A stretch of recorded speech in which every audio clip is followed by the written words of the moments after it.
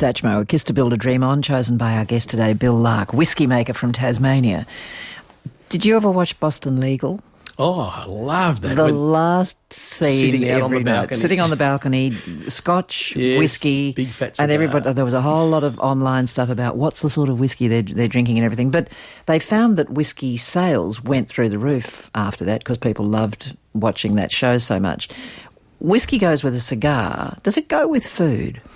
Oh, that's the amazing thing. We're discovering that people are really enjoying the experience of whiskey and food. And I've been asked now to do whiskey dinners in Scotland, Singapore, and more at home. And it's Are there particular foods it goes with? Well, yeah, like if you look at, we do 3 or 4 different styles of whiskey in our distillery, and we have a lighter one and a heavier one. And if you choose one of the lighter ones, I'd like to think that Tasmanian whiskey has that sort of subtle maritime influence. And to serve whiskey with something like a crispy skinned Tasmanian Atlantic salmon works extremely well. And then to have some Tasmanian Highland beef or some venison, one of our cask strength whiskies with a little bit of peat in it also works You'll get the well. winemakers on your tail in a moment saying... Well, we do these dinners and interestingly, at the end of the night, I'll say to people, how did you enjoy the meal and the matching of the whiskey? Did anybody miss not having wine? And people look at me and go, gosh, I never thought about that. Yeah, interesting, isn't it? Nobody drinks a lot of whiskey. You only need a small amount, and we just have some water. And the pleasure of the enjoyment of sort of the different whiskey, it opens people's eyes to how complex whiskey can be. How do you drink it? It really does depend. Are you talking about at breakfast time or No, I'm lunchtime? talking about on the rocks or with water or on it or neat or what? I have it always, and there are times when I'm with certain friends and it's a warm night. I just love to have it with one big ice cube sitting in the glass and allow the ice cube to slowly melt.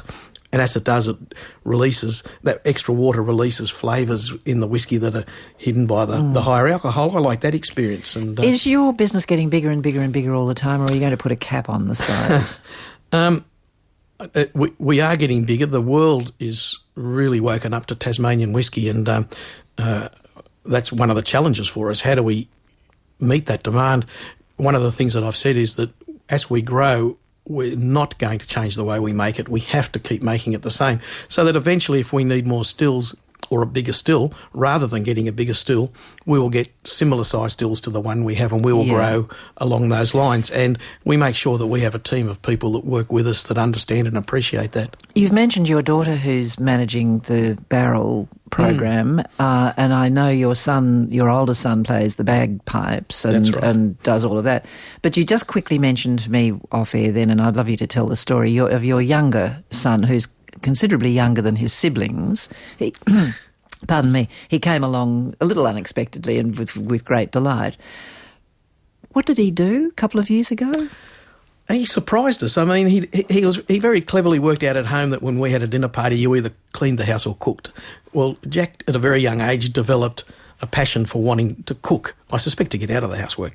But when he discovered, or his auntie advised him that there was going to be a junior master chef some years ago, 4 years ago I think now, he asked us if he could apply, and we thought, well, there's no harm in applying. Well, out of 5,000 applicants, Jack got accepted for an interview and then eventually into the top 300 and the top 50, and went on to become the runner-up in the first series. Second.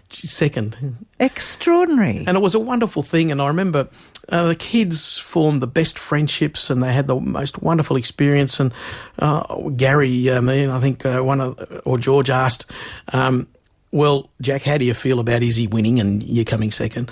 And Jack said, oh, absolutely thrilled. We went in as best friends and we've come out as best friends. What a lovely thing. And that thing. was just straight from his heart. He's that sort of kid. Great Bill, kid. one final question, as if you've got time on your hands, but you make musical instruments as well, do you? What do you do? Well, my daughter, when she was 21, Christy, wanted to learn the Keltic harp, and we discovered that they're very, very expensive things to buy. And I just got on the internet and Googled how to make a Keltic harp and found some patterns. And for me, the joy was to go out, and I was always a frustrated woodworker. I never had time for it when I was younger. And it took me 18 months to make, but it started me on this part of my life where I've discovered there is nothing in your life you can't do if you want to do it. You've just got to be patient and enjoy that. You're an amazing man. You really are. You really are. And